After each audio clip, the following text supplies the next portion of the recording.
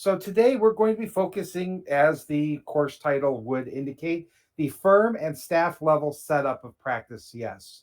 So we're going to explain how to establish firm-wide settings within the software.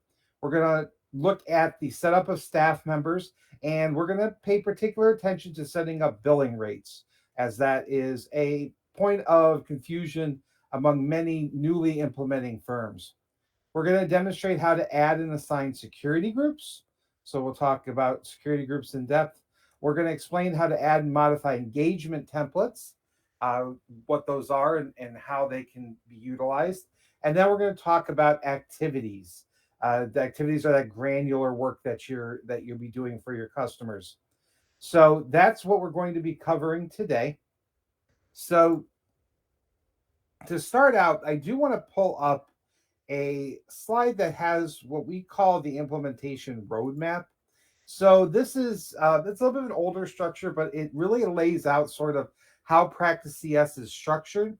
And being that this course is really meant for the new implementation, because we are talking about the setting up of your database a lot of times for the first time, we do want to show sort of how the program is broken up. So Practice CS is divided basically into two uh, main components: the core components and what are called add-on modules. The core components are things that you'll do: firm level setup, staff setup, client setup, activities, engagements, billing, AR. That's all kind of core components. That comes with a basic license for Practice CS. Then you have the option of adding on additional management modules. And so you can actually see on screen the we have, each one of them is a management module here. You have the project management module, the client management module, and the staff management module. Now we won't be diving into anything related to those modules. We have other courses that talk about them, but these are separately licensed. So not all firms will be licensed for all of these modules. You may or may not be, but all firms will be licensed for these core components. So basically, what we're going to be covering today is the firm section and the staff and activities section. We are not going to be covering the client section today. That section is covered in a separate course called Client and Context Setup. Now, before we dive into the software, I did want to double check something. So just put your hand up, use the hand raise icon, and put your hand up if your firm is multi-office. So you have more than one office doing work for your clients. All right. I'm not seeing any hands go up, and that's not unusual. So we'll touch on a little bit on what it means to set up multi-office, but we won't go real in depth, since I don't think it's going to be applying to too many folks attending here today. So with that, let's go ahead and dive into the software. I'm going to go ahead and share out my screen. And the first area we're going to talk about is the firm setup. So to gain access to the firm setup, you're simply going to go up to Setup and choose the option for Firm. So this is the main firm setup area. So the first part that you're going to be on is the main tab, and this is going to be where your firm name is located. Firm name is going to auto-populate from your licensing, so many of you may not have to change this to anything else. But if you needed to change this, or if you had a doing business as secondary name or secondary branding that you wanted to use on invoicing and things like that, you can add an additional firm name here if you'd like. The EIN SSN is not a required field. You can enter it in if you wish. If you are producing letters or things that do require you to issue those numbers out, may make it easier because you can generate those letters within Practice. But if not, certainly can be left blank. And then there is a section for currency symbol. This software is actually used in both Canada and in the UK, so we do have a area to change the currency symbol, but something again that you would unlikely be touching. Now, from here, you're going to move to the contact info tab. Now we're going to go through this tab in a bit of detail because the structure of the tab that you see here is pretty much universal for the entire program when it comes to setting up contact info. So whether you're talking about staff members, whether you're talking about clients, standalone contacts, all of them use this same framework for their contact setup. The exact same fields in the exact same places. So we're going to talk about the setup here and kind of get in a little bit about how this screen operates. So first thing you'll note here in the contact info is you have a name, title, company, salutation. If you're entering in the information for the firm, it generally you won't need to enter in a name, title, or even company.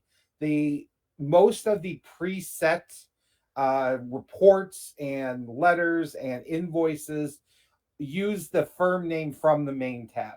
So it's usually not necessary to set up anything additional in here, unlike setting up like a staff member or a client where you would likely put in additional information. Next is our phone numbers. Now, this is important. These phone numbers can be pulled in to invoices, statements, etc. You have a variety of phone numbers you can enter in here. The main phone number that is generally defaulted onto many of the invoices and statements is the business phone number. So you would enter in, your main business line. But again, we do have some additional options here. You see home, fax, mobile, business is set as primary. That's where you can change what the primary is. And then if you click the little drop down here, the drop down arrow, you have some kind of antiquated options here like car or pager, and then you also have an option for others. So you can enter in a variety of phone numbers if you need to use those throughout the program. But business generally is the default. Below this is where you'd enter in your address. This would be the address of your firm's office. Now, you can see here we have our, kind of basic address information. One thing to note here is you do have the ability to enter in multiple addresses. So you can hit that little drop down arrow again. You have a home and an other. Now, this is not, however, the area where you would be setting up multiple offices. This is simply gives you an option to set up multiple addresses. And usually this option is not used on the firm setup. It'll be used on things like clients and staff members. However, if you are setting up a multi-office firm, while you would likely put in the main business address, so wherever your home office is considered, but then you will need to set up separate offices for each one of the offices that you will be using in the program, because that way having those offices set up means that you can place clients and staff members in those offices, and that will allow you to be able to use default information from multiple offices on invoices without having to change the actual invoice structure. So you would simply click set up in offices, and you can see here I've got a California office and a Michigan office. The main tab is just a simple identifier. So if you were to pick it from the drop down of offices in the setup of staff or client, that you would know what you're selecting. And the big one here is you have a identical contact info tab to what you saw in the firm setup, and then you would put the appropriate office address here for whatever office you're working on. This again is important to multi-office firms because it gives you that option to do default information based on the office. So that way, again, you're not having to change addresses or formats on the fly. And then also there are some security changes that you can make based on what office certain staff or clients are located in. So we're going to move back to setup and firm and back to our contact info tab. So below this address, you'll have your internet area. This is where you would put in your email address. Now, this information can be displayed on invoices and statements. So you'll want to make sure that whatever email address that you enter in here is something that is generic. If you are planning on having this email added to your invoices and statements. You can also enter in your website in here so that again can be added very easily to invoices and statements. It doesn't have to be something where you're hard coding it into the format. You simply enter it in here. That way, if you were to rebrand or change your email address, you can simply change it in one place in practice, and it will be changed on your invoices going forward. We also have an option here for portal. This is not something you would generally use on the firm setup side. This would be used for anybody who's licensed for our net client, net staff portals. If you're in virtual office or if you're licensed for those portals, to provide your customers with an online, resource to be able to access invoices, tax returns, etc. This is separately licensed, and you would assign a portal to a contact in this section. Again, not generally used on the firm contact. We're not really going to talk about this section down here. We'll talk about this a little bit more when we get to staff setup. So moving on to the next tab. So the next tab is the Preferences tab. So the Preferences tab is an area where you can set certain default settings that are going to inform the way that practice operates for your firm. Now, there isn't a lot of setup here because we do try to be flexible with practice so that you're not kind of beholden to a lot of universals. But these are a couple settings which are going to affect broadly all clients and work done in practice. First section to talk about is the approval and posting process. So this is a way of building that process into practice. So by checking a box here, and we basically have this posting process for the three main primary processing screens. So if you turn this on, what that means is that somebody, generally somebody with a certain level of authority would have to go and review the entries on the process screen before they would be available on the next screen. So for example, time and expense entry. The time and expense entries on that screen would have to be reviewed and approved and posted by somebody before they would show up in the billing screen. So again, it puts that sort of break between, when something is entered, but when something is official. Another thing would be required for billing. So what this means is that, your billers go in, they make invoice decisions, they create an invoice for the customer, but somebody still has to go in, look the invoice over, make sure that the billing decisions are appropriate, and approve and post the invoice before it's available to print. So before it's available in file, print invoices and statements. Which is where you would print invoices or email invoices, wherever you're doing that invoice would not appear there until the approval and posting process had been completed. And then finally, we do have an option. It's probably the least common use of approval and posting, where we do have an approval and posting for receipt and adjustment entry. So if you have your AR folks entering in receipts, payments for the services, somebody would have to go in and review those entries and approve and post them before they would have an effect on the customer's balance. So again, you would turn on whatever combination of these that makes sense for your firm.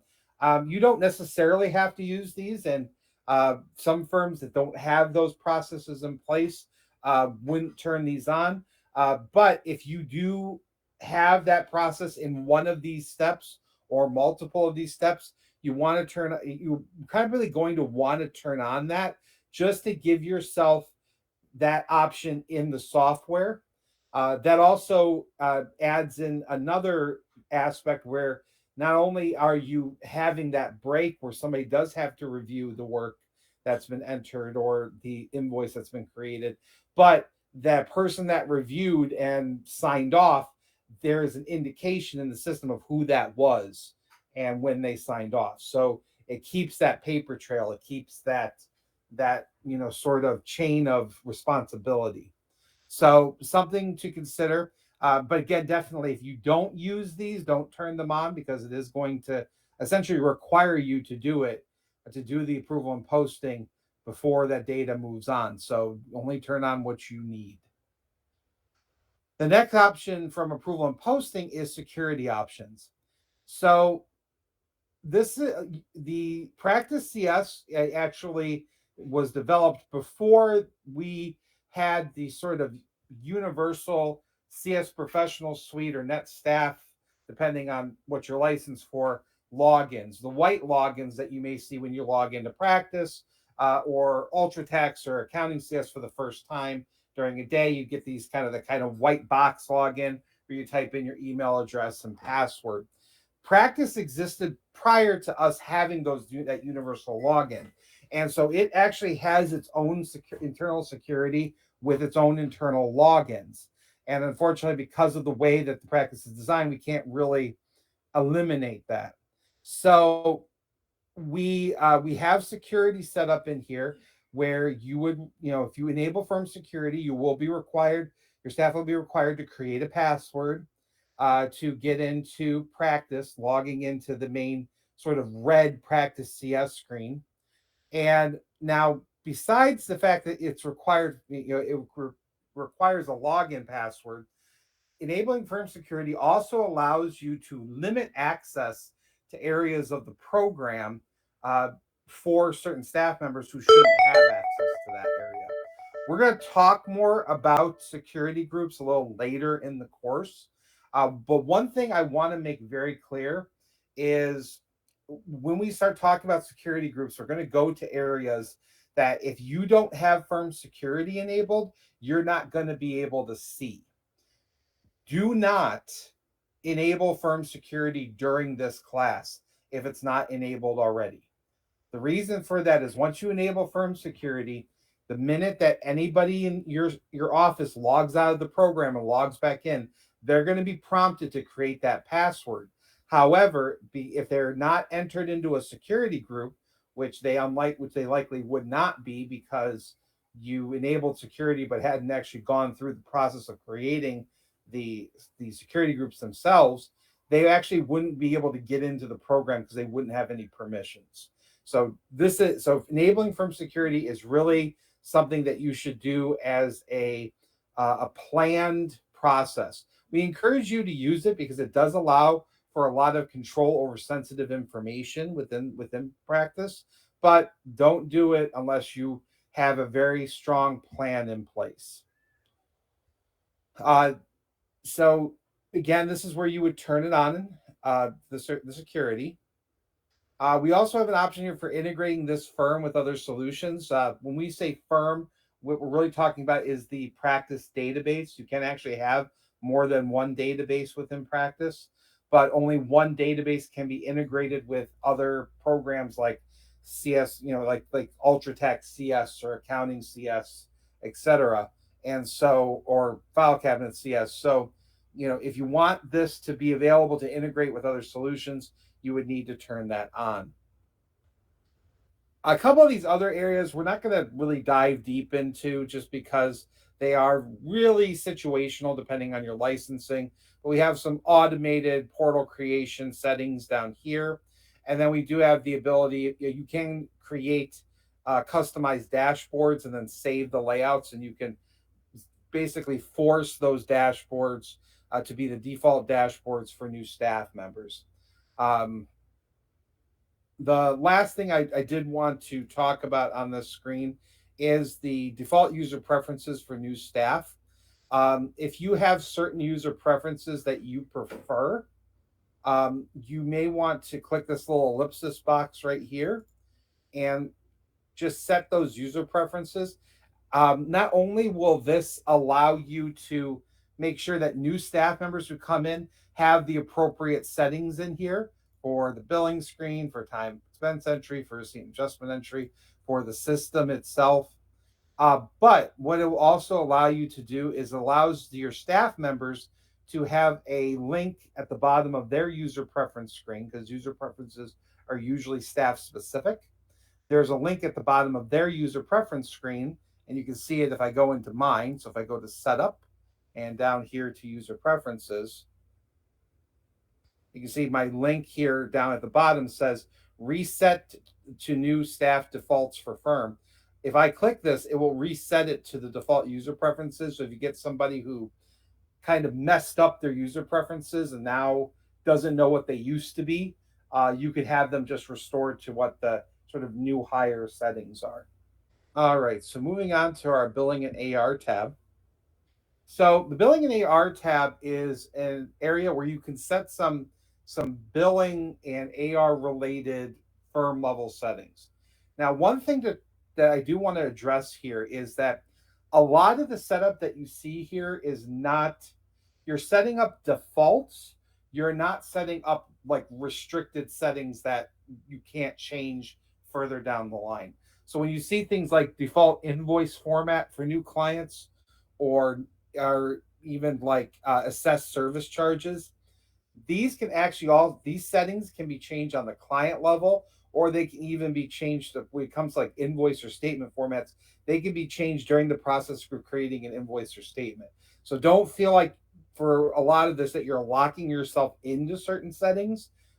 You're basically just establishing a default that's mostly universal for your firm. And then when you have those outlying situations where maybe you have a different invoice format for maybe a different group of clients based on the industry they work in, or what services you provide them, or maybe you don't assess service charges to certain clients because they're they have a certain payment agreement with you.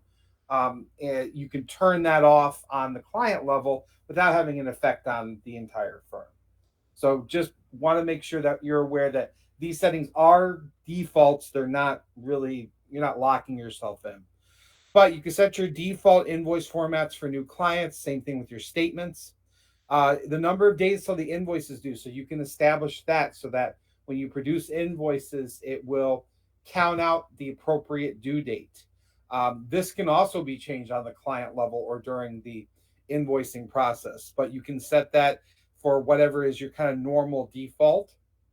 If you set it to 0, that basically means it's kind of due upon receipt. So the invoice date and the due date will basically match.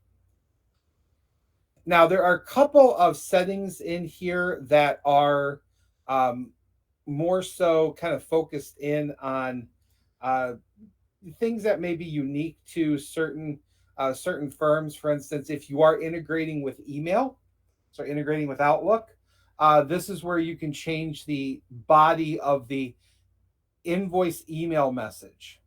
So if you click that little ellipsis box, you get this option here. The integration with Outlook is basically kind of a one-way integration, meaning that Practice is sending information to Outlook, and Outlook is producing an invoice, and then not an invoice, a email with the invoice attached. It's not, you can't edit the individual emails in Practice. We don't have the ability for you to edit emails before they go out within the Practice program. All you can do is you can edit the format of the email message universally for all clients. If you need to make a change to an invoice email for an individual client, what you'd have to do is save that email to the drafts folder in Outlook and make that change in Outlook and not in Practice. So this would be the email message that would be universal for everybody, all the clients at your firm. And again, you can feel free to type in whatever you'd like. These little bracketed areas here are actually variables, so they'll actually pull in the information they're indicating. So definitely recommend not to delete those because it makes it a lot easier, because you're not having to hard code this information in. We have the same option here for statement email. We have a statement email format here as well. One item I do want to point out here as an important thing to check would be this area here for automatically relieve non-billable WIP. We're gonna talk about activities a little bit more in depth a little bit later, but practice basically has three different types of work that you can record: billable, billable activities or billable work; administrative work, that's work that is done for the administrative client. So you actually would set up a client that would be your firm. However, you would not indicate it as a client, you would indicate it as the type is administrative. That way, you can use administrative activities to record time. Then they would be separate from the billable activities. That way, you don't have to relieve them by billing them, except so that it makes it much easier. Then we have non-billable work, so non-billable WIP items. These non-billable items are still done for a client. This is something that can be different if you're coming from a different solution. For some other solutions, non-billable WIP or non-billable activities are anything that you're doing basically that you're not billing for. That includes things you're doing internally for the firm. Practice doesn't operate that way. Because we have those administrative activities, non-billable items are supposed to be done for a client, and they have to be relieved during the invoicing process. So now they're not going to appear on the invoice, but they have to be relieved during that process in order for them to basically be closed out. And for a lot of firms, if you're going to use non-billable items, it's easier to just mark this box to have them be automatically relieved instead of having to go to the non-billable tab in billing and do the relief yourself. So we recommend as a best practice to mark this checkbox. It doesn't preclude somebody from reviewing non-billable items to make sure that they really indeed should have been non-billable, but it does make it so that it's not something that has to happen in order to produce the invoice. It's being done automatically.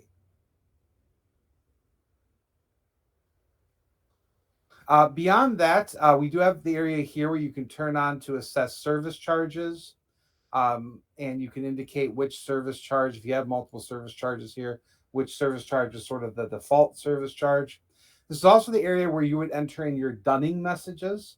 So the dunning messages obviously would be your kind of, your past due messaging that would come up on your invoices.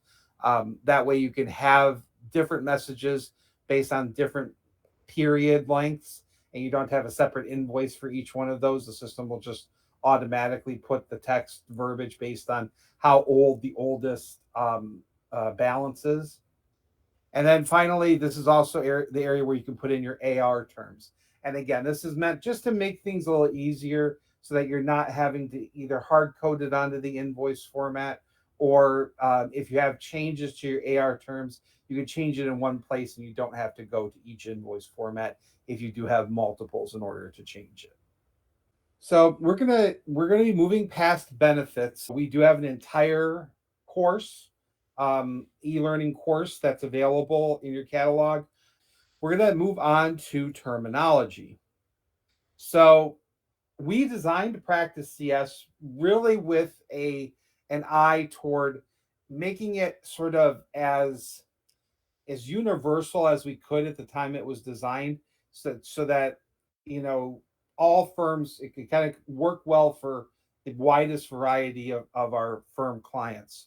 However, we do know that the vernacular of kind of how you talk about your work is going to be different, and it may be different at your firm than a different firm in terms of what you refer to as, what we refer to as engagements. You may not refer to as engagements. What we refer to as activities, you may refer to as work codes. For example, you may not have service charges, you may have finance charges. They're the same thing, but it's not how you talk about your business within your firm. So what we have here is we have an option where you can actually change the terminology that you see in the program based on what you would prefer to see for your firm.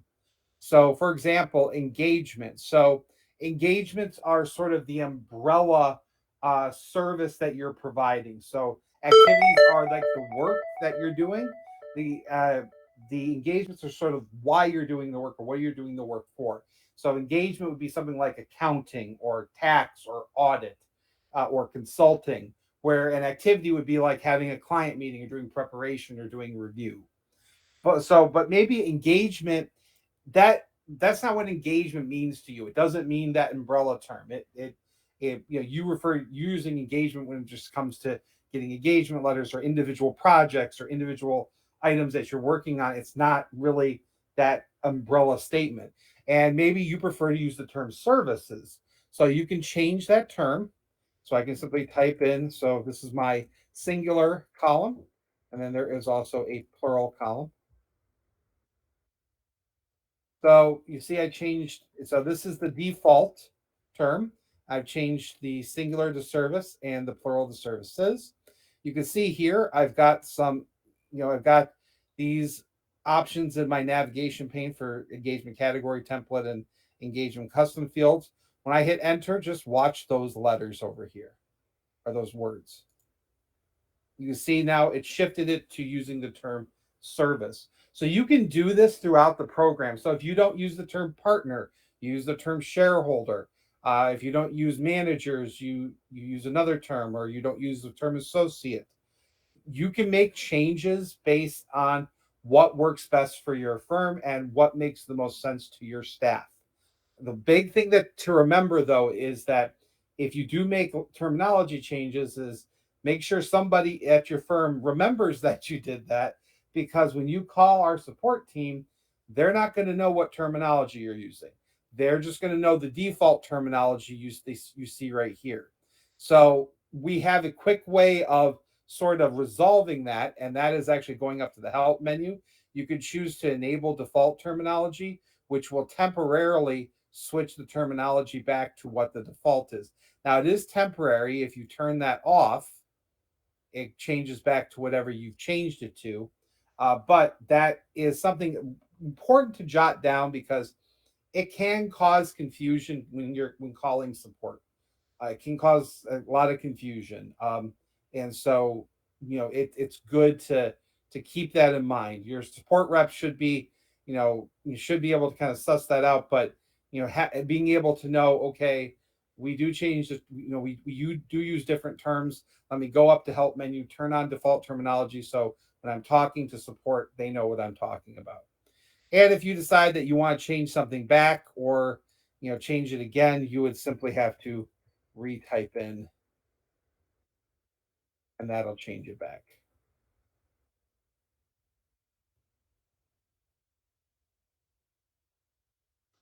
The final tab here that we'll talk about is the notifications tab. Now, the notifications tab allows you to produce notifications within the system.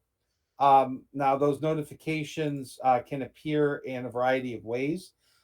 They can be, you can get notifications by email of certain monitored events occurring.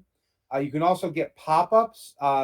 Now, unfortunately, because of my dual screen and not being able to share my dual screens, I can't demonstrate the pop-up, but I can show you what it looks like. It would appear in this kind of lower section of the screen, and it will look something like this. And so that pop-up would occur, and you would be able, you would see that the staff would see that notification on their desktop. And then there's also a notification portlet on the staff dashboard where staff can see their notifications as well. Now, these notifications are mostly related to various management modules, but we do have two notifications that uh, are included in the base program, and that is the AR limit exceeded and the WIP limit exceeded. So you can, on your clients, establish an AR limit, which would be the amount that particular client can be essentially in debt or owe you before some decision has to be made, whether it's putting them on administrative hold or whatnot. And then the WIP limit that's establishing is the amount of work that can be recorded in terms of dollars before we need to put a pause on work and send an invoice out so we know we're getting paid. So it's not a matter of we've done all this work and we end up building up to $5 or $6, $7,000 without maybe necessarily being aware that the customer hopefully is aware that they're going to have to pay for this. You can establish a limit at like 2,000. Once that limit comes up, somebody gets notified, whether it's the partner or the manager, or if you have a specific person, you can select them from the drop down, and they'll be notified, and then they would ultimately make a decision on, okay, let's stop working, somebody bill out an invoice for them so we can get paid, and then we can continue on. AR limit's probably the most commonly used, just because obviously that's about owing you money. And so that, again, it doesn't put them on hold when the notification goes out. It just lets you know, hey, they had an AR limit of $3,000, and we just billed an invoice, and now we're over. They haven't sent us a payment, and so whomever at your firm makes these decisions could make a decision to put them on administrative hold or something like that.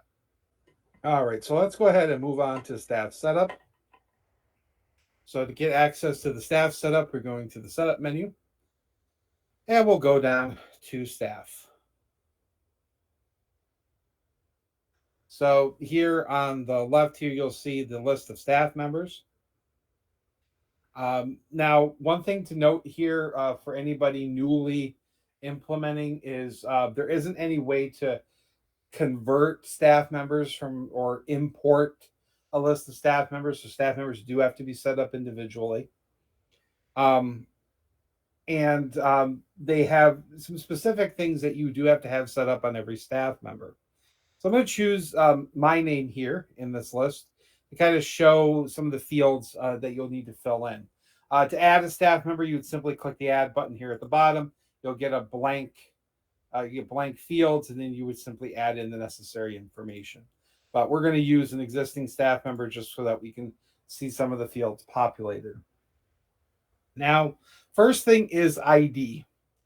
So one thing you'll notice within Practice CS is that everything requires an ID.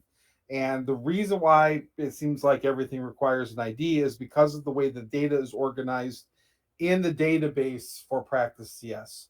Everything requires an ID reference, and staff members are required to have IDs. The IDs can be whatever you would like them to be. We don't have a hard and fast rule or best practice on what those IDs should be. What I can do is let you know the limitations of the field, which is that it's 11 characters max. There are you can only have alphanumeric characters, so no at signs, no stars, nothing like that. And you can't have spaces, so you can't put somebody's first initial space last name. Everything has to be a single block of letters and numbers. Now, what the ID is, it's really, again, it's up to your firm. If your firm has a current ID structure, you can utilize that. One thing to keep in mind, first off, remember the 11 character limit, which, depending on your ID structure, may limit your ability to use that. Also remember that the IDs for anything, but in staff members in particular here, they're going to be what is seen first in a lot of areas of the program, especially when you're reviewing things. You're going to see the ID before you see any type of name description. So the ID should be fairly identifiable. So you kind of we don't recommend using IDs that are really sort of esoteric. You want to sort of make sure that the IDs make sense, so that partners and managers and even other staff members can quickly look at something and say, oh, so-and-so entered this, or so-and-so did that. It'd be very helpful for billers. Billers go in and they're making their billing decisions, and they see all the WIP entries, and they see, well, this number doesn't make any sense, or, why is this so high? They can easily see the staff member and they don't have to kind of drill down into the time entries to figure out who entered that. They can easily see the staff member just based on the ID. So that's the big recommendation. Now, the ID is required and a description is required. So the description is going to be how this staff member appears in like lists of staff members. So we do recommend that for the description that you do last name, comma, first name, rather than doing first and last name, because again, this is going to be how that staff member is listed in lists of staff members from drop downs, etc.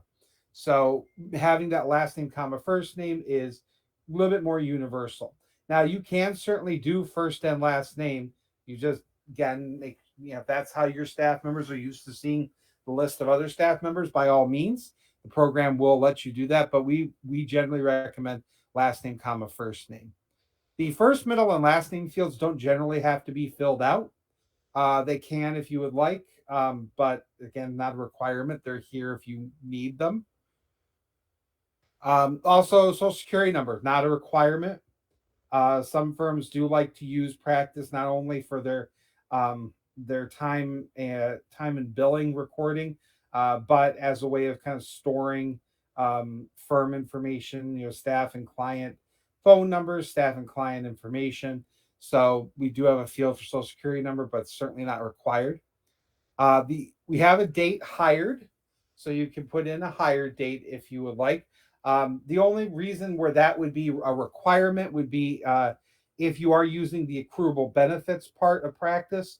We do have the option of setting up an accruable benefit based on years of service, and that would, of course, require that staff members have a higher date in order to properly calculate that. The left date. Left date will be entered in when you make a staff inactive. It can also be entered into the future. So if you have a temporary worker or a staff member who gives their 2 weeks, you can simply enter in their left date. Once the left date comes to be, based, and that's all based on the system date of your network, the staff member will go into inactive status.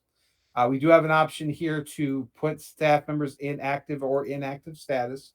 You do not have the option once staff members enter in information into practice. You're not going to have the option to delete that staff member. This is something that a lot of requests we get a lot from firms is, especially if you get a lot of temporary workers, you get a lot of staff kind of flowing in and out. You start getting a long staff list, but that staff list has a lot of inactive staff members, and some firms want to be able to delete them. However, once a staff member becomes part of the historical record for a client, or has made a change, or their ID appears anywhere in the software other than here, they are part of the kind of unbroken data within practice, and they cannot be deleted. So you can make them inactive. You can filter this list. So there's a little filter up here. You can filter this list by status to hide them. So status is active, and that would hide the inactive staff members.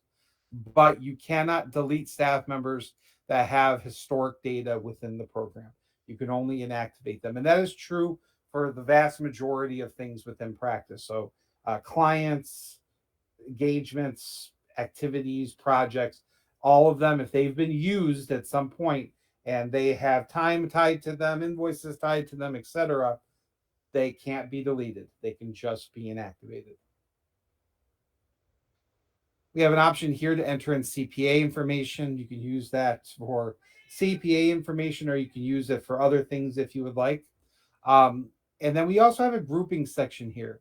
The grouping section allows you to put staff members in different offices if you were a multi-office firm, but also you can establish departments, and so these would be established by you. They don't come with the program, but if you have different departments at your firm, you can establish those departments in practice.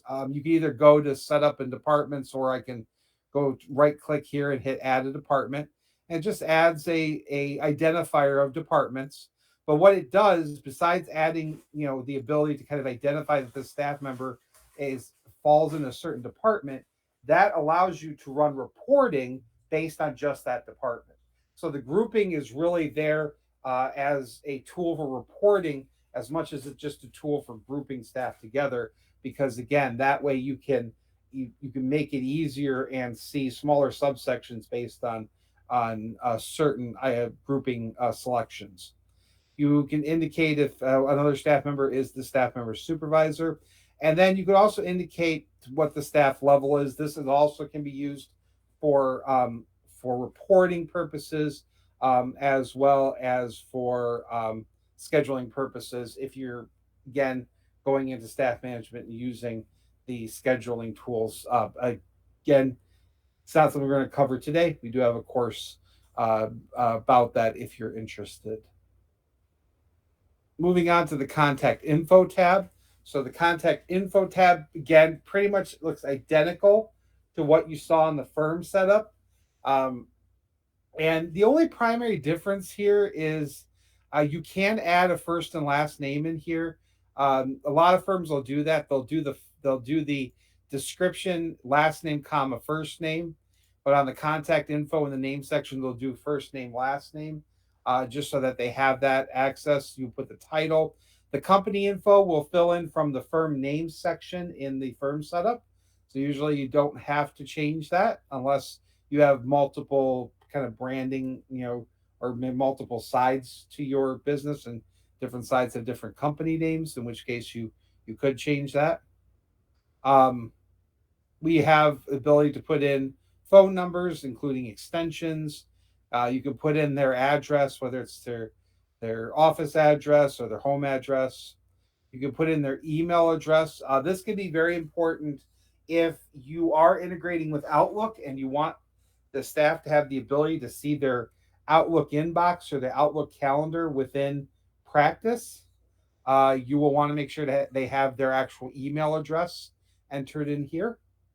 And then you can also tie them to a NetStaff folder, again, a portal. Again, that's if you're licensed for NetStaff or NetClient, you'd be able to tie them to a portal. You just hit the drop down, you'd see any portals that matched your firm ID that's accessible from our server, and you'd be able to select the portal that you wanted to tie them to.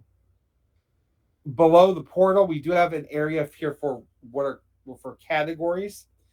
Categories work the same as what you saw here with the groupings. You can establish categories. So I can add a contact category.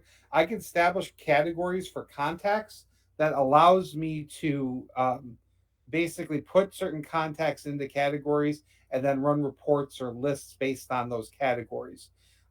These categories are universal contact categories, so it's not just for staff members, though we do have one here like staff gift cards. So if you have like a gift card challenge or something and only certain staff are eligible, and it was based on maybe a certain amount of billable percentage or whatever, you want to run those reports to determine who would win the gift card. You would run those reports, would be able to filter by the contact categories, so you'd only get the staff members that would be eligible. We also have the ability to establish additional contacts that are related. Commonly, sometimes you see this when you have staff members that also maybe are sort of clients of the firm. You may establish their client contact, and then there's also an associations here.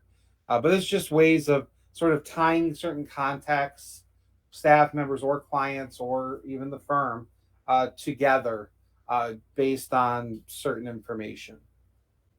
All right, so we are going to move past benefits and skill set. Again, these are part of the staff management module, and we're not going to be talking about that because it is separately licensed, and it is we do have separate instructional courses related to those. Instead, we're going to move on to rates. Start talking about our billing rates.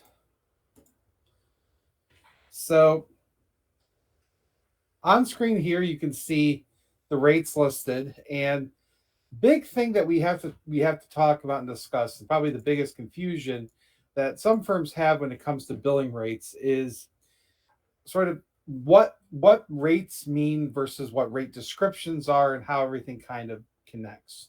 So, big thing that we want to talk about here is essentially what a billing rate is and what the description is in reference to the number, so the hourly rate that you see here. So the description simply is a description of a rate for your firm. So if you want to think about it, so think about the number of different types of rates that you have. So not the numbers, not the amounts, but the types. So if your firm, for example, pretty much has the rate is based on just that individual staff member. That individual staff member has a per hour rate, and that's what their rate is, regardless of the work that they do. Then you don't need a lot of rate descriptions. You may just need one that is kind of like standard rate. You can use whatever you want to term it at, standard rate or normal rate or whatever. Or maybe you have a rate and you also have a rate that you charge when staff have to work over on a particular project, or have to work on the weekend, and or you have it because a person comes in and says, hey, I need a really tight turnaround, and you're like, okay, well, we can provide you the tight turnaround, but because of that we have to charge you higher. You may have a separate rate for that, but again, you probably only have two rate descriptions. You have the standard rate and then like a golden time rate or something like that. So again, it's about the different rate types. That's what the descriptions are supposed to be. Now, you can see here we have probably a more complicated rate set up because we have a rate for every single engagement or every single service. If your firm operates that way, then you probably will have a lot of rate descriptions. But the rate description itself is not directly tied to the number universally. So that means that just because I have a accounting rate of 140 doesn't mean that's, Steve Miller or Melissa Rogers are going to have that same amount. So Steve Miller, for example, his accounting rate is 225. So, your rates are, so it's the same description but different amounts based on the staff member. So that's the first thing to note. So you really want to think about what are my rate types, and those you're going to establish descriptions on. And you can establish the descriptions by either, again, going to setup and going to staff rate descriptions, or just right clicking. So just right click on the mouse and hit add rate description. And the descriptions are just that. They're just words. They don't really have any other setup or meaning in the system generally other than that. Let me switch that back to accounting rate. All right. So that's the first thing we want to talk about when it comes to rates. The second thing we want to talk about when it comes to rates is when you're establishing your rates. You want to make sure that you're clicking the add button here at the bottom.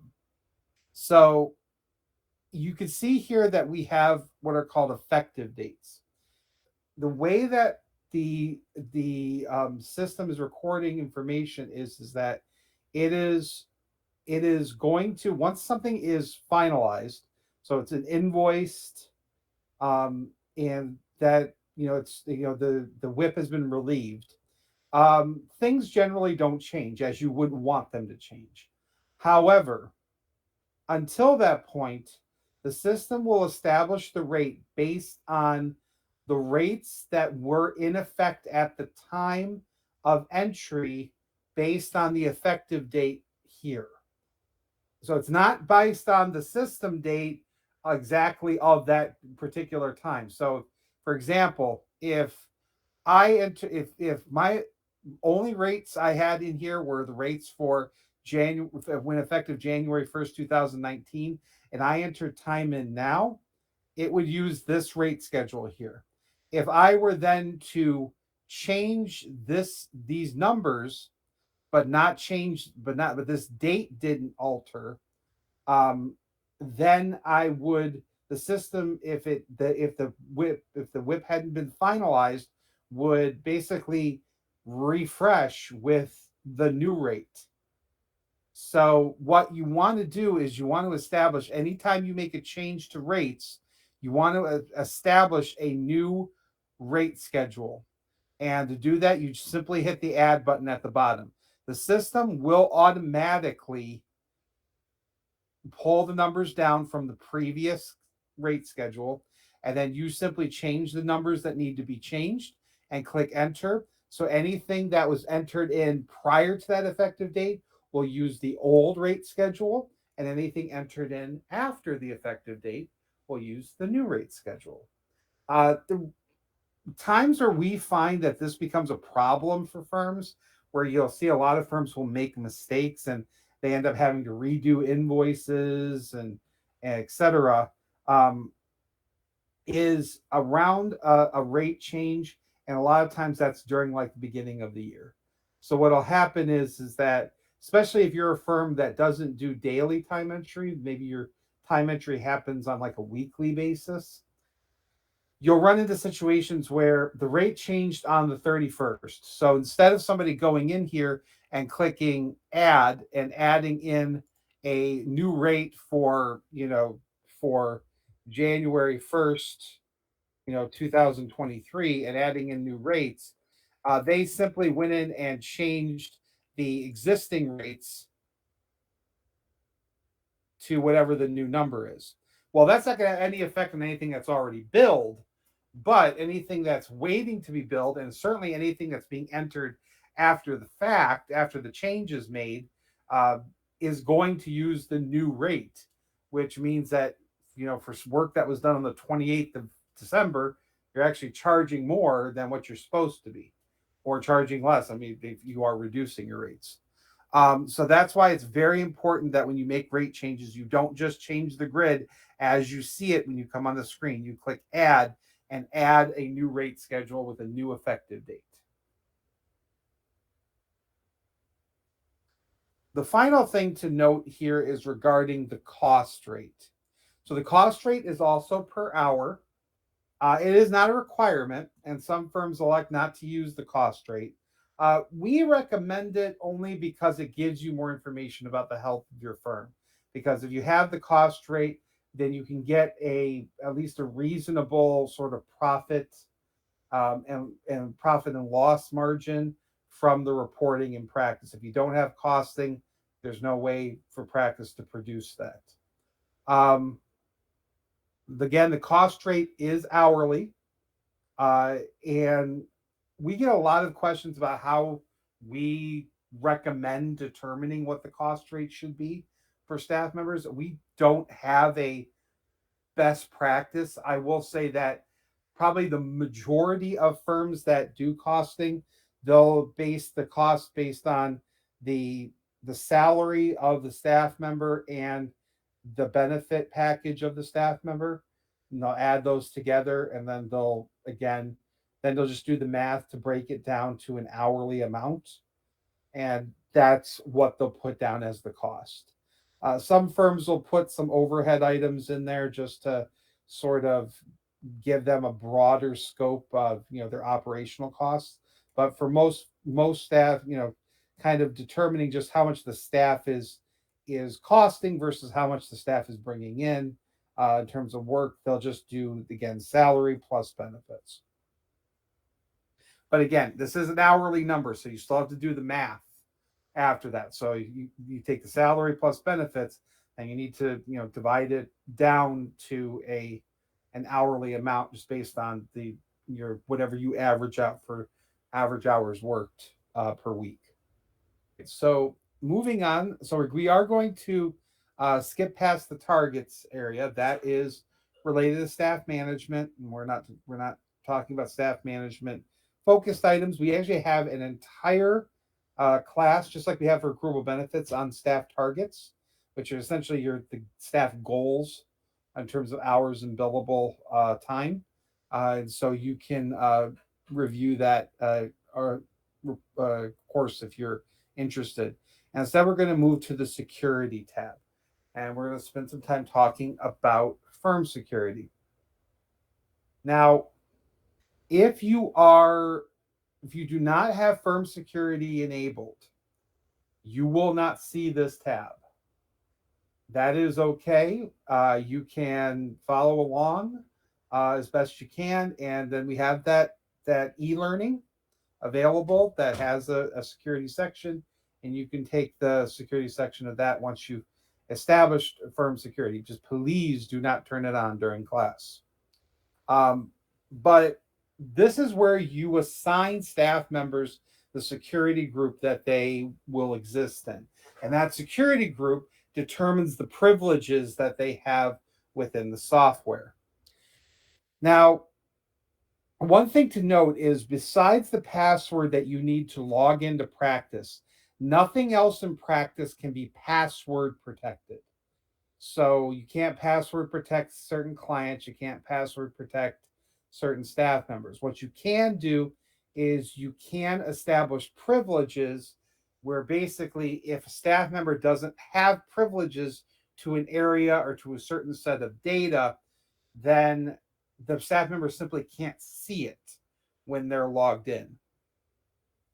So for instance, this one says project restricted. So basically, what that means is that this particular staff member can see a lot of information, but they can't see anything related to projects.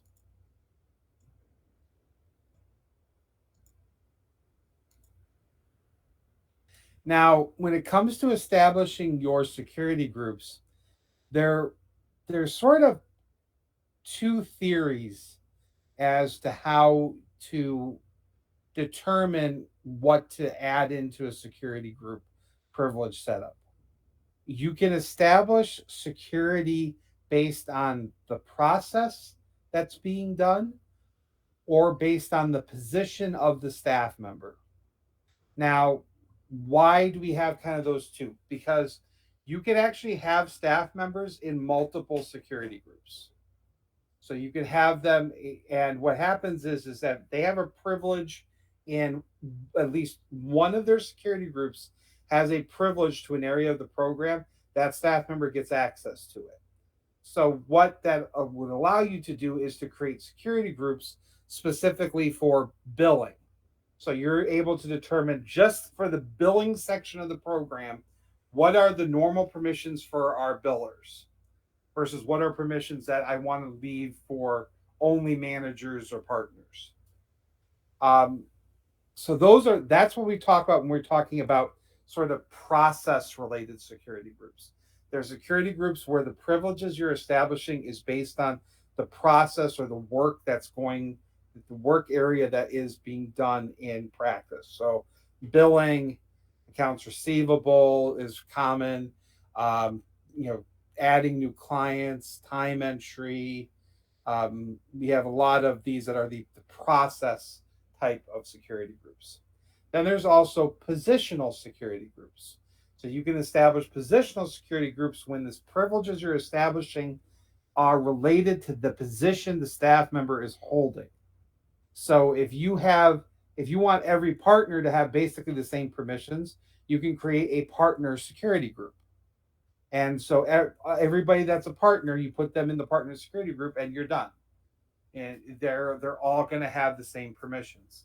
Or maybe you have a certain permission set for office administrators and HR people. Well, again, that's positional. And so you're establishing the privileges based on everybody in that position.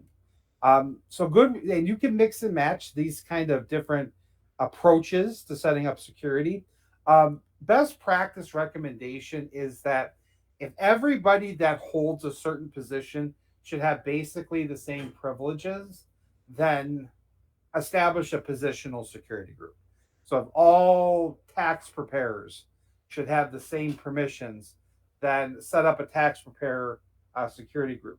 Now, if you have a situation where staff members are tax preparers, but some are also billers, but others aren't billers, but others where the job descriptions are kind of fluid based on their experience level and things like that. Then you want to start thinking about, okay, maybe I need to establish some security groups based on process. That way I can give certain staff members that are tax preparers certain permissions, sorry, while those that are tax preparers and billers can get the tax preparer permissions, but also this additional biller level of permissions. In which case, again, you would want to look at, having sort of process related security groups. So again, it's a lot of theory, but once you have these security groups established, makes it very easy to kind of move staff in and out of your firm and not have them get access to something that they shouldn't have access to. So let's look at how a security group is structured. Now that we kind of talked about the different theories of security groups, let's talk about how security groups are structured. So there are two privilege areas within practice. There is the menu privileges and the data privileges. Menu privileges are basically privileges to see areas of the menu selections that you see here. So these are actually eliminating larger sections of the software from access. So for example, file menu, if I look here, this basically has almost a similar list to what you see if you click the file menu drop down. So if I click the file menu drop down, you see there's my list of options. If I look at my security group for file menu, you can see I have that kind of same list. So if you don't want a staff member to be able to create a new firm, or you don't want them printing invoices, or and you don't want that security group to have that access, you would remove access on the file menu side. Um, you would remove access to that area, and the staff member just wouldn't see it in the drop down. So they wouldn't be able to access it. They wouldn't see it. For certain staff members, they may not even know it's there. And so the menu settings are really there to eliminate sort of larger sections of areas of the software. So for example, like time and expense entry, um, we have this screen. You can remove access to the review tab. So if you're going to do review of, if you have a approval and posting process in for time and expense entry, where you're reviewing where somebody needs to review the time and expenses prior to them moving on to billing, you're probably not going to want every single person to have access to that review tab. So you can eliminate access, and so you only have access to staff that are in certain security areas. So that's menu security. So then what is data security? So data security allows you to eliminate smaller pieces of the software based on what they should have access to, or the ability to modify or change certain areas of the software based on what they should have access to. So you may allow staff members to, maybe especially like for temporary staff, you may allow them to view clients, but you won't allow them to add new clients or edit clients because they're temporary and they shouldn't have that access. So again, this is eliminating much smaller areas. This also allows you to restrict the view of certain things based on what office staff members are in. So for instance, client data view, you can choose for clients in the same office, for clients in other offices. Another thing you have here is like staff data. You can make it so staff can only view for themselves. They can't view for other staff members. This is a good area like for staff rates. If you don't want staff members to see like the cost rate of other staff members, you can again, or their own, you can again either eliminate their ability to see any staff data of other staff, or you can or if you want them to be able to view other staff, but you don't want them to see other staff rates and other staff costs, you can remove their access to see that rates tab, which is what you would see in here. So again, this is eliminating the smaller sort of granular areas of the setup, whereas menu is hiding larger sections of the setup. So, and overall, this can be a complicated setup. So we actually have um, a article in our help center that sort of provides you with what we call security definitions, and it basically is a guide to show you sort of what is kind of the best security selections based on the staff member that you're working with staff member type you're working with. So I'm going to broadcast that link out as a note, should appear in the upper right corner of your screen. And so if you can go ahead and copy that, maybe bookmark it in your browser. And that's a good way, a good article to sort of bring you into what I need to be selecting for security setup for a given process or a given position, what our sort of best practice recommendations are. All right, this is a great question, actually. Can you copy an existing security group and edit it to how you want, or do you have to add a new security group and march each box each time you create a new group? That's a great question. So unfortunately, there isn't a way to copy the security group. So if I go back to the security group menu, um, yeah, there isn't a way to copy them. So yeah, now one thing I will recommend that you do, because again, it would be great if you could just copy and paste, and definitely something I can recommend to our development team. But what one thing I would recommend that you do when you're setting up a new security group is grant all the permissions and then start taking things away rather than trying to check the individual boxes of anything you want to add, because yes, you can't copy one security group to another, and unfortunately that would be I that'd be a great option. And again, I do mean it when I said I would indicate that to our development team as something that would probably be worthwhile. But one thing I would recommend, because this does make things easier, is if you check the first box and let everything get checked, and then just pick and choose the things you don't want that security group to have access to. I promise you will find the process easier, even though you are setting up multiple groups.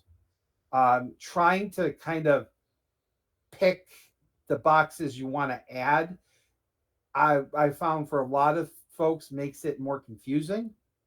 And it makes it a lot easier, because if you establish all the permissions and then just remove what you don't want, and then and then you find out that that security group is still giving somebody access to something you don't want that access to, it's easy enough to go in here and just remove it and it be done. Whereas if you kind of picked and choose things that you wanted to add and then realize that they're missing something or that they have access to something that they shouldn't have, trying to find it among the kind of the blank spaces gets a lot more confusing. So again, I wish I could say that you could copy from one to the other. You can't, but hopefully that recommendation will make it a little bit easier on you in terms of the setup. So moving on from security groups here, let us move into engagements.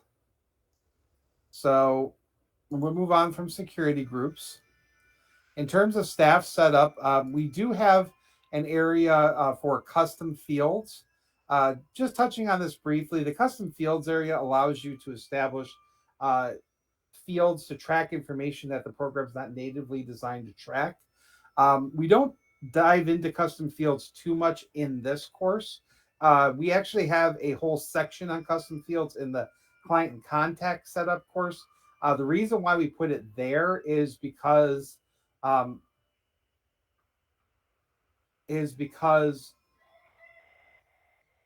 the it's because the client area is probably the most common area where you're going to be able to uh, see the most value out of the custom fields.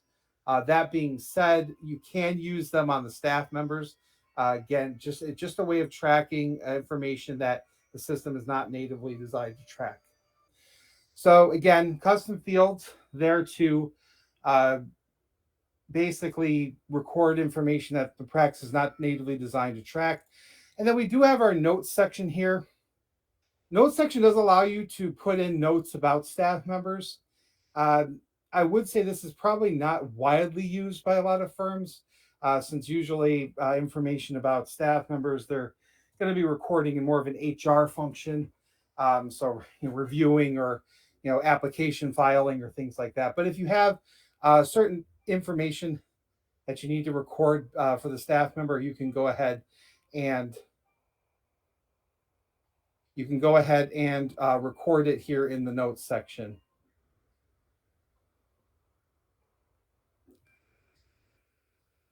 All right, so let's go ahead and move on to engagement setup here. So we're going to setup and engagements. So we'll go to templates and engagements.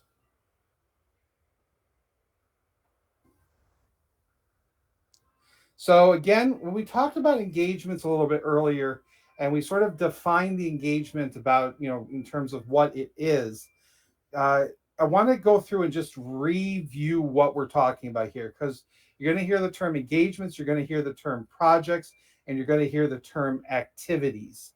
So engagements are that broad umbrella term for services that you're providing to your customer. So whether it be accounting services or audit services, that's really what an engagement is. So if you look at what you see here listed as the engagement templates, that is really going to be what we consider to be engagements in Practice CS. We have seen firms that try to use this in different ways, but we really recommend that the software is kind of designed around the engagement being this umbrella term for the services provided. Now, when it comes to a project, the project is actually, sometimes we call it an engagement with a due date, but it's not really an engagement with a due date. It is what it is it is a sort of deliverable that has multiple steps and again usually has a due date. So tax returns are things that generally get set up as projects, or payroll filings, or even audits where they have multiple steps, and or they have a clearly established due date, and they're more specific than an engagement. So their engagements again are very general in their terms. Projects again are more specific. You're not going to have a project that's just a tax return project. You're going to have a project that's 1040 or 1120 or 1065. You're going to have audits. You're going to have different types of audits. Maybe it's a nonprofit audit, or maybe it's maybe it's financial institution audit. Whatever that is, that particular project is going to be much more specific. So, and then we have our activities. So activities are what is being done at that time that's being recorded. So, are you having a client meeting? Are you doing review? Are you working on preparation? Are you, doing an analysis, work for an audit? Whatever you're doing, that is what the activity is going to be. So what you're going to have here is you're going to have a engagement and an activity on every single time entry. You're not necessarily going to have a project on every single time entry unless you universally decided that you're only using projects. And then projects can actually have activities tied to them that then become tasks. That really dives a little bit deeper into project setup than what we're going to talk about today. So if you haven't taken our project templates course, I would recommend that you take that. We talk about that in a lot more detail. But every time entry requires an engagement and an activity in order to be recorded in practice. Now, when it comes to setting up an engagement template, the first thing that you would select is an ID. The ID falls under the exact same rules that you talked about with the staff members. So it has to be alphanumeric, it has to be 11 characters, and no spaces. And it really should be something that is easily understood by your staff, because they're going to be selecting um, your the engagements to assign to clients. That's why we're setting up engagement templates instead of setting up an engagement. An engagement is set up on a client and then can be altered based on the client's needs. The template is the framework, and that ID is how the staff members are going to see that engagement referenced on the client when they're selecting it. So you want to make sure that the ID makes sense to your staff as to what engagement they're selecting. Below that, we have the description. The description is a internal description, so this is not customer facing. And this is where you can be more descriptive about what the engagement is. You have a lot more characters you can use. You can use special characters. So it's again, it's a much more easy to use field where you can indicate what the engagement actually is. Below that, we have the invoice description. Now, this is customer facing. If you're going to be using invoices that are going to summarize by engagement, which a lot of firms do, um, then the what the engagement is and how it appears on the invoice will be determined by what's in the invoice description. But this area is has a much larger field, so you can be much more descriptive about what the engagement is in terms of explaining to your clients. We also have the option to put in a date variable. You just click this little variable button here, and you can determine where you want the date pulled from. And that allows you to put an invoice description in where you can do services rendered or accounting services rendered for this given date. And then basically you determine where you want the date to establish from. So if you want it established from the month end date, whenever the invoice is produced, it will look at what was the month end date for the work under that engagement, and it will then put that date in. So again, it's really up to, you can establish those date variables, and that way you're not having to change the invoice description every single time you do an invoice. You're able to kind of get ahead of the curve a little bit there with that. In terms of engagement setup, again, like I talked about with staff members, once an engagement template is used, that engagement is part of the historical record and it cannot be deleted. So if there's a service that you stop providing, you will have to make that engagement template inactive. And so you would just make that engagement template inactive. It'll still appear in the list here, but it won't appear in lists of the drop downs to select on the clients. So you won't be able to accidentally assign a client to an engagement for a service you're no longer providing, but it will still be listed in here and it will still be part of the historical record. When it comes to the GL account here, this only is applicable if you are licensed for accounting CS. If you're licensed for accounting CS, you're able to actually export journal entries of the work that you've done out to accounting CS. And that will go into the firm client in accounting CS. That's the only reason to use the GL account numbers. And those account numbers are account numbers that you should be getting from accounting CS. If you don't use accounting CS or you're not planning on using that integration, you can basically leave this field blank. Now, I am going to ask another brief option. Raise your hand. Raise your hand if you provide, if you have a requirement to charge taxes for your services. This allows you to establish a tax area where you can establish taxing authorities and the tax rate itself. And that way, when engagements are recorded, you are able to you're able to assign those tax areas and get the proper taxes withheld. Um, We have here grouping area where you can establish what, so if you have a particular engagement that is only out of a certain office, you can establish that. We also have the ability to establish categories.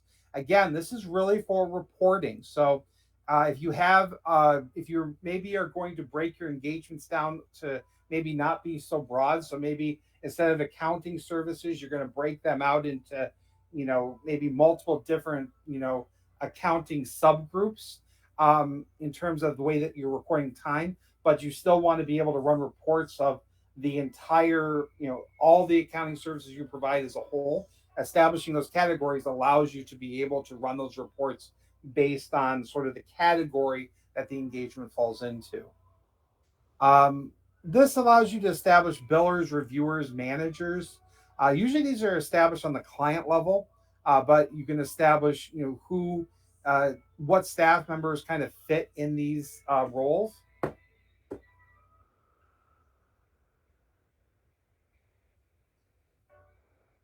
Below the groupings here, you'll see the rates. So this is a particular important part of engagement setup.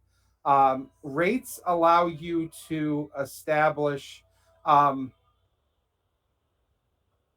allow you to establish what is the rate that's being charged for the work being done. So the way that rates work within practice is that the system will look at the rate established on the engagement first, and then it will look, if there's no rate there, it will look at the rate that's established on the activity. So generally speaking, most firms will establish their rate on their engagements.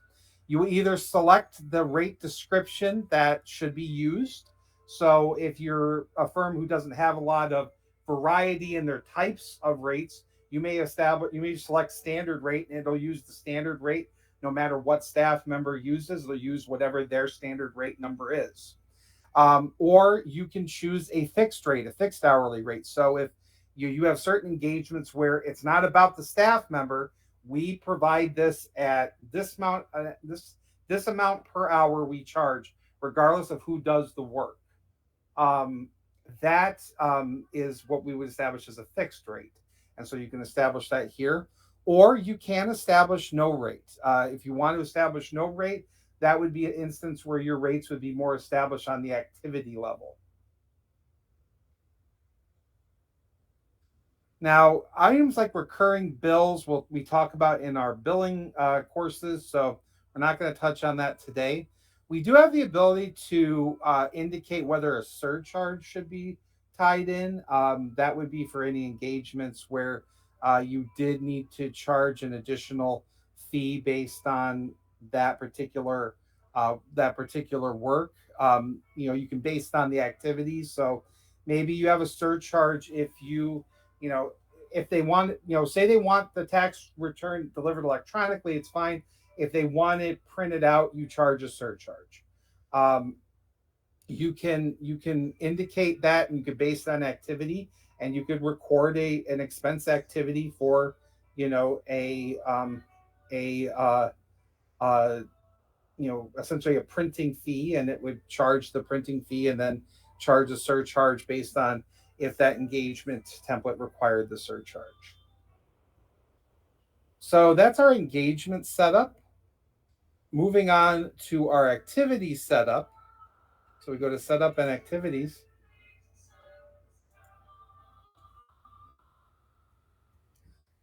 So setting up our activities is not that much different than setting up our engagements. Now, one thing that you may notice here, though, is that these are activities, not activity templates.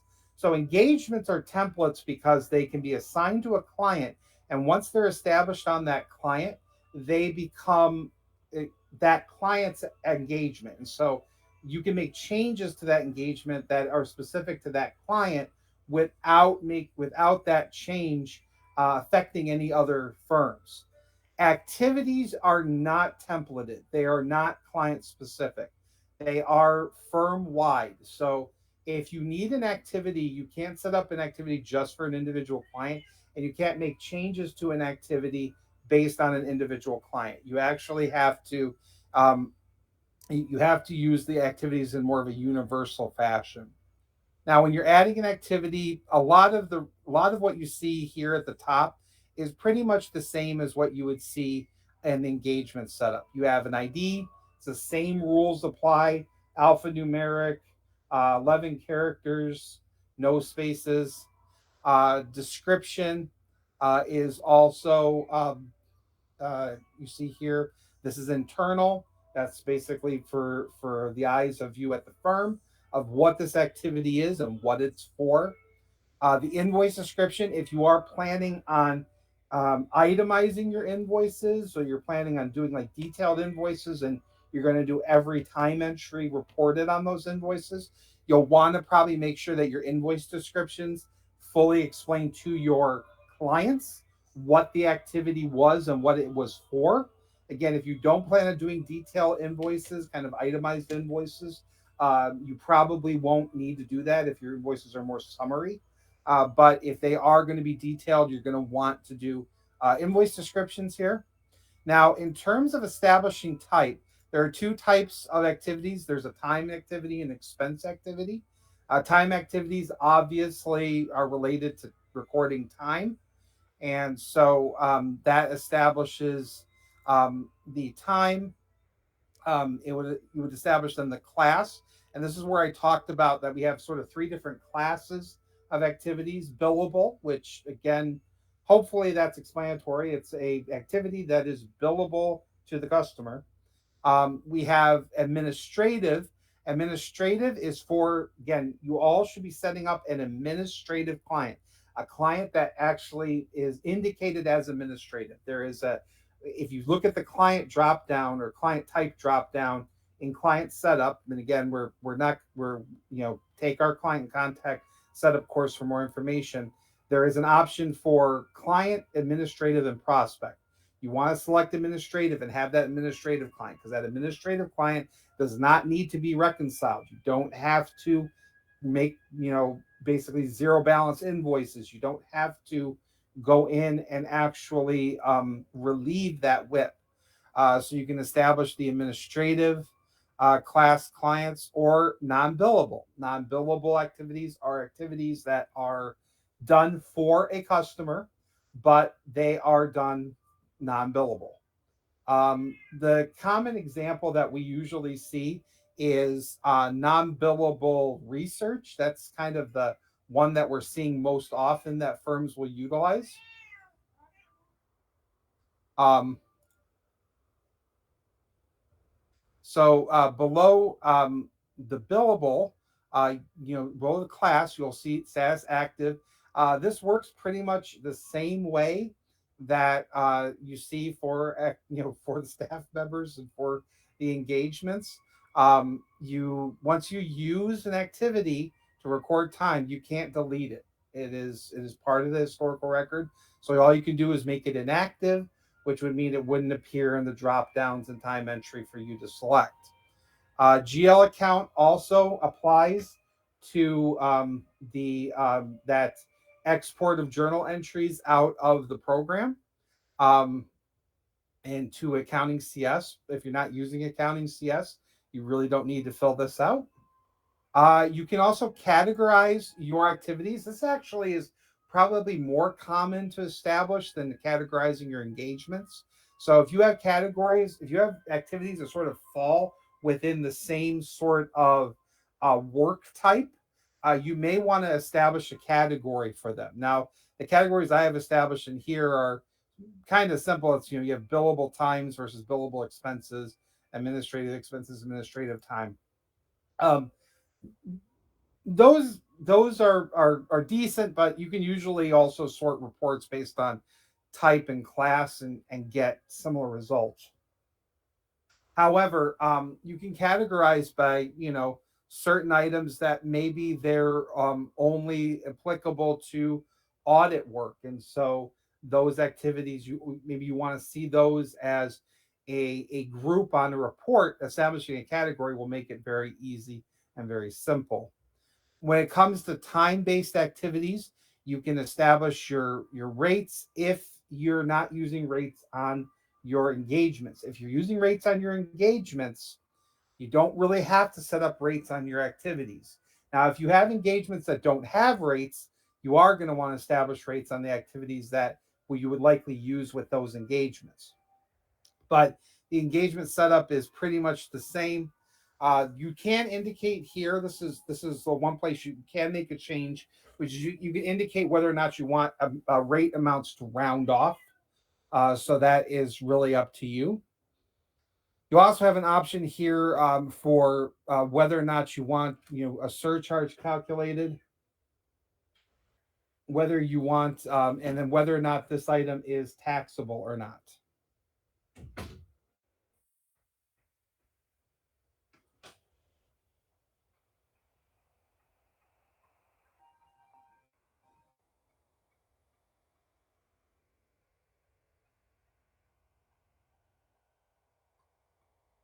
So when it comes to expenses, primarily the only difference in setup here is that for expenses, because we still have it, billable, administrative, non-billable. The only primary difference between expenses and time is that you do have to type in a rate on an expense. So remember that the rates that you establish on the engagements, those are rates for time entry, not expense entry. So if you have items that you're establishing as an expense, then you need to um, go in and enter in the rates and ideally unit cost of that particular um, item so that you will be able to, when it's recorded, that it can be added to the invoice. Again, unit cost is not a requirement.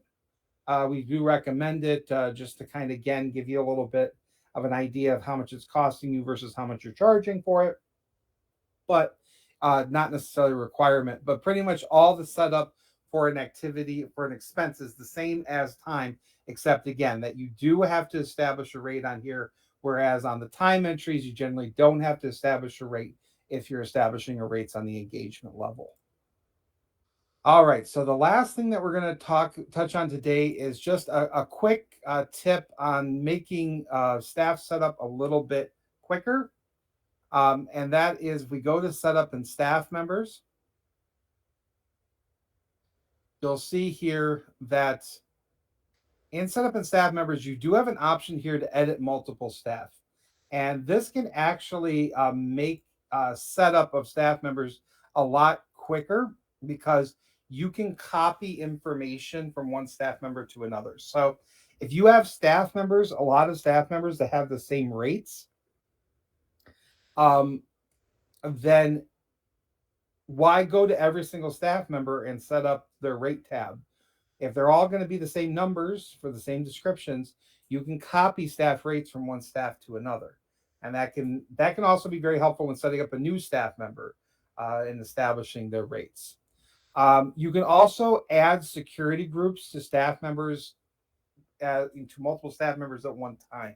So while you can't copy security groups to create other security groups, you can add security groups en masse to staff rather than having to go to every single staff member and going to the security tab and adding their security group in. You could also change staff information. So this can be helpful, especially for new implementations. If you're setting up a bunch of staff members, but maybe you weren't sure about answers to certain things. Maybe you hadn't set up departments yet when you put your staff members in, or you hadn't established who the supervisors were. You can change staff information for multiple staff at one time.